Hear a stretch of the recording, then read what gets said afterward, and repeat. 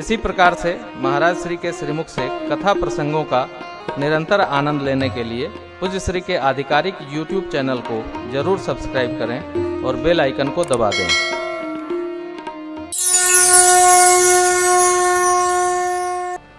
अब ध्यान रखिएगा, रचना वही कर सकता है जिसका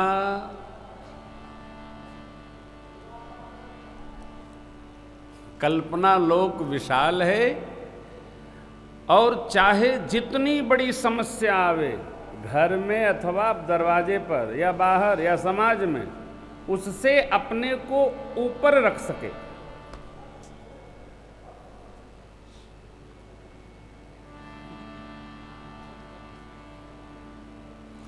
अच्छा, आप लोग इतने लोग बैठे हैं, आप बताओ ऐसा कोई घर है जहां समस्या नहीं है?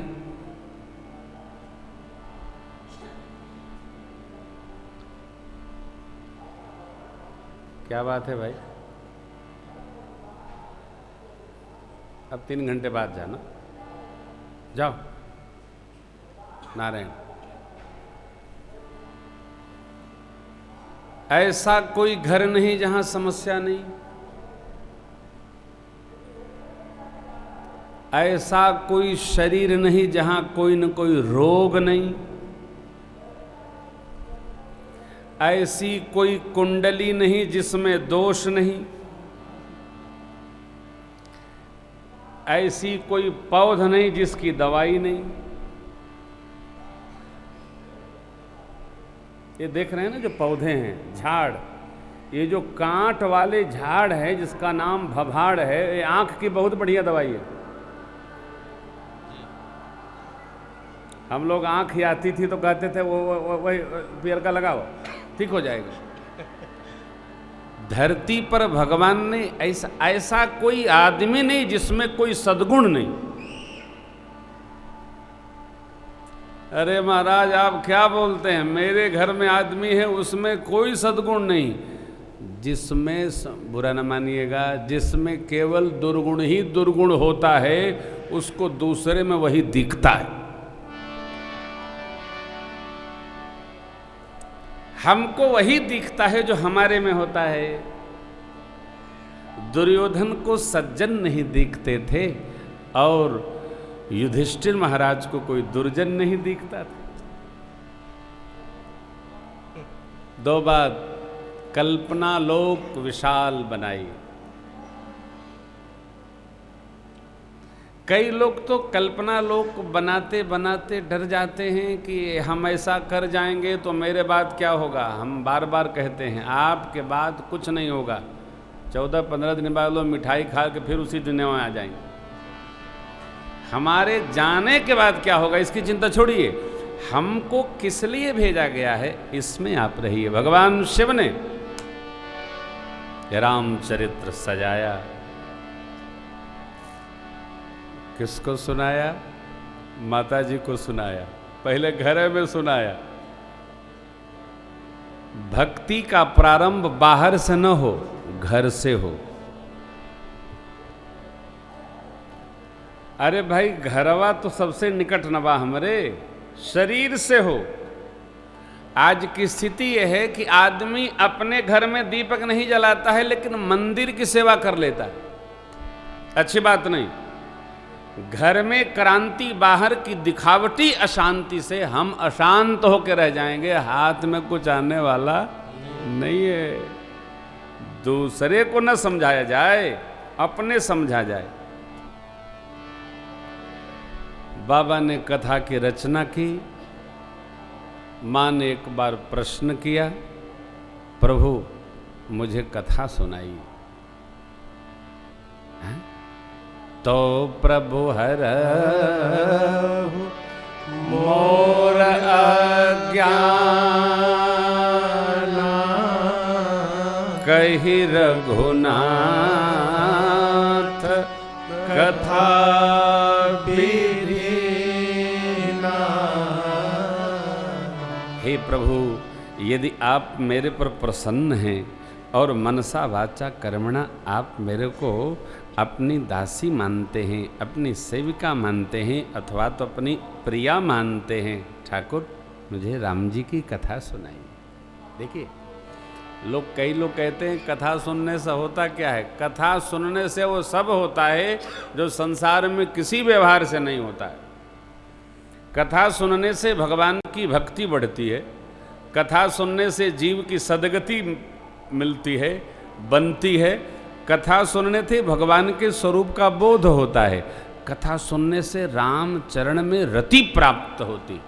बाबा ने अंत में कहा, राम चरण रति जो चह अथवा पद निर्वाण भाव सहित सो यह कथा करऊ श्रवण पुट राम चरण रति प्राप्त होती है। ये रचनाकार कहते हैं। कोई भी ग्रंथ लेखक कोई लिखता है तो उसकी महिमा बखानता है, किसी बड़े से श्रेष्ठ से भूमिका बनवाता है। इस ग्रंथ में क्या क्या है, और भूमिका जितनी विराट हो, सार गर्भित हो, ग्रंथ की महिमा उतनी बढ़ जाती है। मानस की भूमिका अलौकिक है। बाबा ने लिखी है सत्यम शिवम सुंदरम। बाबा विश्वनाथ ने लिखी है बालक। सत्य है, कल्याण स्वरूप है और सुंदर है। जो सत्य है वो तो सुंदर होबे करेगा। सत्य सुंदर स्वरूप में होता है, सुनने में कड़वा होता है?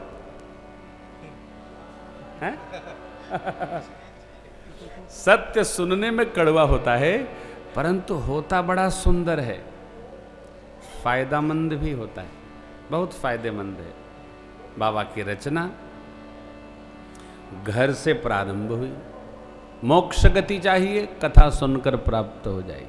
लेकिन भाई कथा के लिए, कथा तथा व्यथा के लिए न हो, कथा के लिए कथा।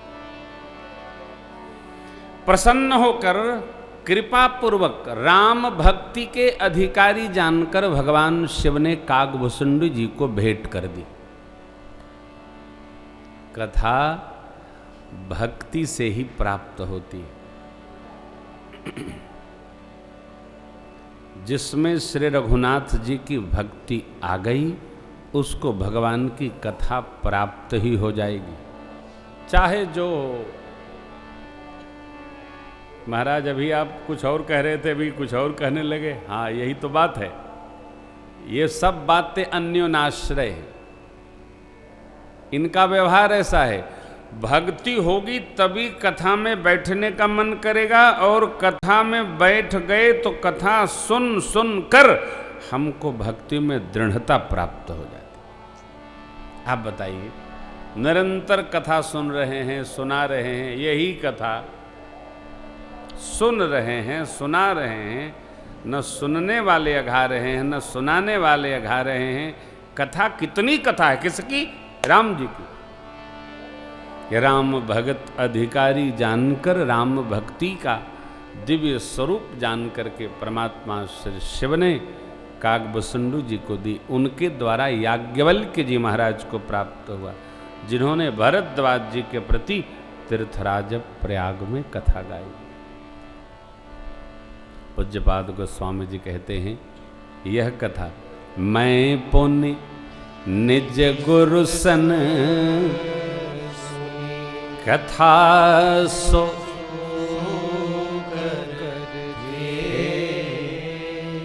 समुझी नहीं तसी बार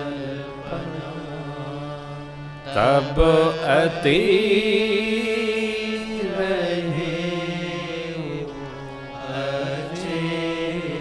समझी नहीं, समझ में नहीं आई। क्यों? गुरुजी ने बार बार सुनाई। ये सूकर क्षेत्र, अपने पड़ोस का जो क्षेत्र है, यही सूकर क्षेत्र है। पूज्य दवाई पियो लाला, लेना ही पड़ेगा।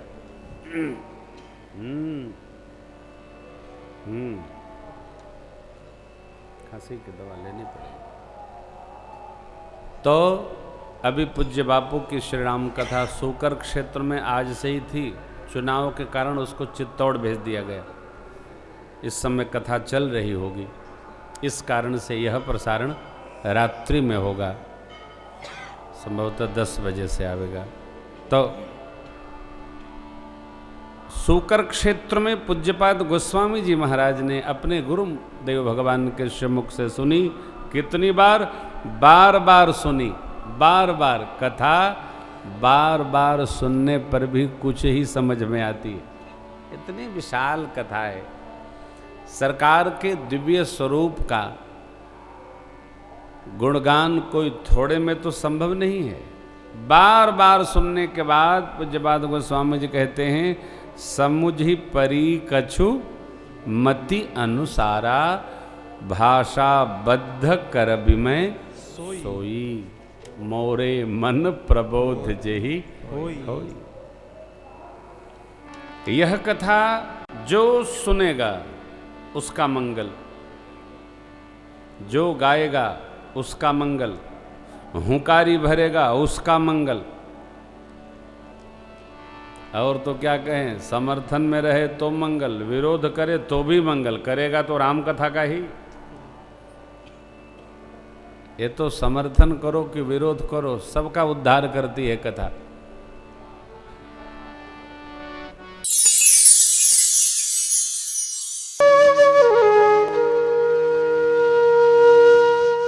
इसी तरह सुनते रहिए, चैनल को सब्सक्राइब करिए, बेल आइकन को दबा दीजिए और पुण्य अर्जन के लिए अपनों में शेयर करिए।